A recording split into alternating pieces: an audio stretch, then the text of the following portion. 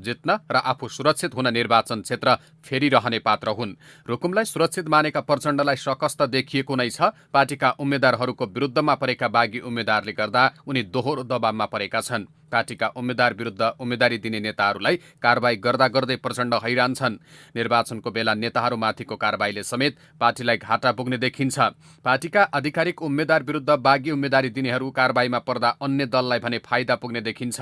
तर अन्तिम समयमा आएर भए पनि कारबाहीमा परेका नेताहरूले सहयोग गर्ने अपेक्षामा नेकपा छ। प्रचण्डको रोजाइमा परेको जनयुद्धको भूमि माओवादीको आधार इलाका मानिएको रुकुम पूर्वमा समेत उनलाई उनकै पूर्व सहकर्मी जनार्दन शर्माको दबाव छ। अहिले उक्त स्थानमा जनार्दनले जनयुद्धमा होमिएका परिवारका सदस्यलाई नै उम्मेद्वार बनाएका छन्। त्यो क्षेत्रमा उम्मेद्वार बनेका 28 वर्षीय युवा तिनै हुन् जो प्रचण्डको नेतृत्वमा तत्कालीन माओवादी जनयुद्धमा आफ्ना आमा बुबालाई सानै उमेरमा गुमाएका थिए। अहिले तिनै युवा सन्दीप पुनले नै आफ्नो संसदीय यात्रामा ब्रेक